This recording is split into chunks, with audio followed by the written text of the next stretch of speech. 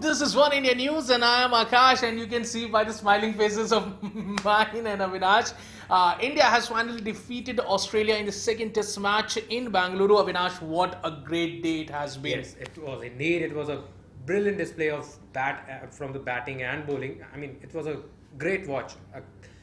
Eventually, cricket won.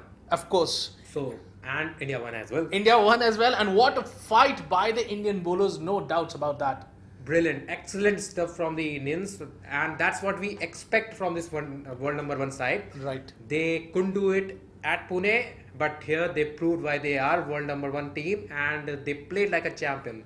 The body language was there, the intensity was there, and the execution was also there. No doubts. So, full credit to the entire cricket team, because today they played like a champion side and they played like a unit, and as a result, Australia are on the losing end. And of course, one thing we should talk, like if we start from the day go, Ishant Sharma, we never expected him to come out and bat, like at least face 20 odd balls. Yes, and the 16 odd runs that he added with the Saha, it played a very crucial role. I mean, India got a psychological advantage of getting nearby to 200, because earlier also, yesterday in the evening when we were talking, right, we were talking that 200 is going to be a competitive score, and any team, if the team manages to score 200 on board, there will be a psychological advantage on the with the Indian side. Right. And that didn't happen because there was a batting collapse in the right away after the teams came to bat. Right. But still, 188 was a par score on this kind of surface, and the Indian bowlers, both pacers as well as spinners, defended this total very well.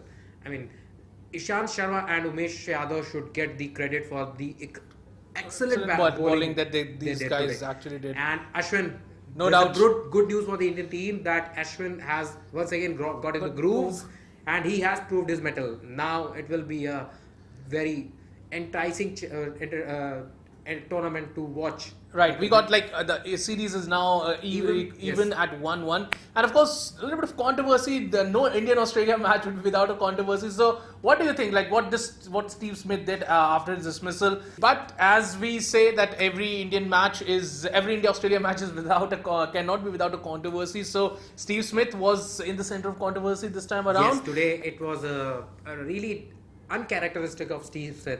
Right. I mean, the way he asked, he signaled towards the dressing room, asking about whether he should take the DRS or not. It was very uncharacteristic of him, and everybody criticized him. He right. faced criticism right from the moment he gestured it. Right. Virat Kohli, the man, he is visible. He always wears himself yes, on the shoulders, no doubts about that. His heart is always on his shoulder. Apart from that, everybody in the commentary box also, right, especially the Indian commentary box, because DRS has been a very talk of the town and the controversial stuff. It has been, but the way he took it, and how, although later on after the match was concluded in the press conference, he said it was a brain fade for me, right, and he apologized for it. But it will be interesting to see how match referees take it into consideration. Of course, and now we have to see the future of DRS also after this kind of a controversy, and like maybe the ICC would be thinking of, if this was just one thing that was caught on camera, could be a thing that somebody might be doing it and it was not getting caught on camera. Yes, there could be a case, but since this thing came into light, there will be a debate.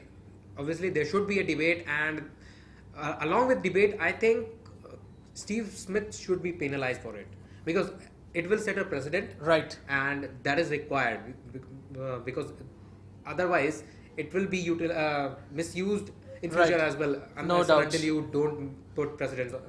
No doubts about that. And of course, now talking about the rest of the two matches that are going to be still played between India and Australia. One is in Dharamshala, the other one is Ranchi. So teams are not yet decided, but depending what everybody has performed, do you think Virat Kohli will be thinking of doing any more changes? Would he like to pick somebody else into the team, as we have talked earlier, as Abhinav Mukund is not firing that much? Do you think that Parthiv Patel or Gautam Gambhir could be back into the side? I think there will be a couple of changes, because there's still no clarity about Murali Vijay's fitness, and Mukund's performance will certainly be taken into consideration when the selectors sit to pick up the team for the next two matches. Obviously, there will be a couple of changes, And it will be interesting to see how Mohammad Shami has done in the Vijay Hazare Trophy. Right. Because he is fit, and if he's fit, he is the leading bowler of the Indian cricket team.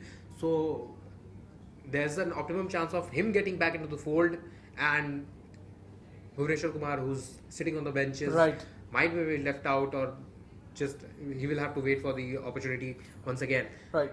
Because the match on Ranchi as well as in Dharamshala and Ranchi, I think it will be the first match of the Indian team, a test match. Right. So yes, there will be a couple of changes, and I think Mohammad Shami will get back into the side. And what- there could be a chance that Gautam Gambhir or Parthiv Patel or somebody else gets a chance to open the innings. And if we guys have just forgotten about Rohit Sharma, he's fit, and he might be vouching for that selectors might think of him taking into the test team for the rest of the two matches. But yes, there will be doubt whether he will be able to play or not, because Rohit Sharma plays in the lower or middle order in test matches. Right. So he does not fit in the opening. If that is the case, then we already have a more or less settled middle order. Right. Because Karun Nair, he was unfortunate that he couldn't fire today. Right. He got out on a golden duck. But still, there is more batting. We got Rahane, we got Pujara, and everybody else is there. When you don't pick Karun Nair, you have Jayant Yadav to work to as replace him, right? all-rounder. So the middle order looks more or less settled.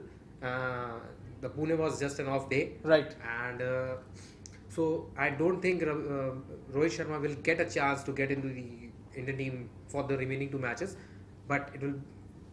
What I think is that there are the changes that will happen. Right. Will be for the openers or for the bowlers. Nobody from the middle order, unless and until there's an injury. Do you think Amit Mishra might be thought of bringing back into the attack? Once The again, way both of the bowlers are bowling. Jadeja, of course, tremendous performance today, though he didn't get out any runs. He picked up 1 wicket. And of course, Ashwin, I think now he is like even in his dreams he will be doing more of bowling rather than anything else. Yes, Amit Mishra, he was left out because he was injured. Right. So if he's fit, then probably there's a chance of him coming back into the side.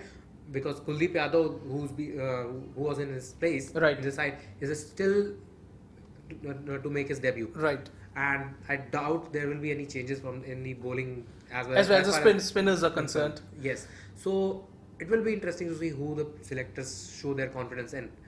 And we just hope that the coming matches, the Indian cricket team plays with the same intensity that they showed today. Because today they played like a champion side. Right. That was missing from this Indian team. I think that was maybe because of the what happened in Pune, and it was like showing into the team, and they were not up to the mark. But after how things were going well for them in this, especially in the second session, they thought that they got into the backbone, and finally we got to see the aggressive side of Virat Kohli, which we were all missing from the Pune test, and especially in the Bengaluru test also. Yes, the Pune test was just a bad test for Virat Kohli. He would like to forget it as soon as possible. Right. And this particular match, he was present everywhere throughout this test match. While fielding, he was consistently agitating the crowd to just back him and back his side. They were after him. Religiously, the crowd was following him. His instructions were followed, and he was everywhere. Whether it was bowling, fielding, catching, everywhere Virat Kohli was there. Right. Even with the sledging part. With the sledging part also. Yes. So Virat Kohli was at his best in this particular match. Right. And we will see him the way we have been watching him for the past couple of months. Years and months. Yes. So Virat Kohli is Virat Kohli, but obviously what we want from Virat Kohli is that he bats, because these two matches he couldn't touch the figures of 20. Right. In all the 4 innings, his batting was a disappointment. Right. So this is probably one area where Virat Kohli would be looking to do the talking with his bat, and every Indian fan would be expecting him to explode in the upcoming match. No doubt. Because he has been in phenomenal form for the past few years, but he has yet to explode against the Aussies. So that is what it is. India has won the second test match against Australia in Bengaluru. They have equal the series 1-1, and of course now the team is yet to be decided for the rest of the two test matches. And we all are hoping that Mohammad Shami comes back into the attack and we get to see a little bit of more aggressive bowling. And of course, as far as aggression is concerned, let's hope that the fielding aggression of Virat Kohli comes into his batting also, and we get to see another superb 100 or maybe a double turn by the Indian skipper. Well, that's all in this video. Thanks for watching, and don't forget to subscribe One India News YouTube channel, and you can also leave a comment below in this comment section. Thanks for watching.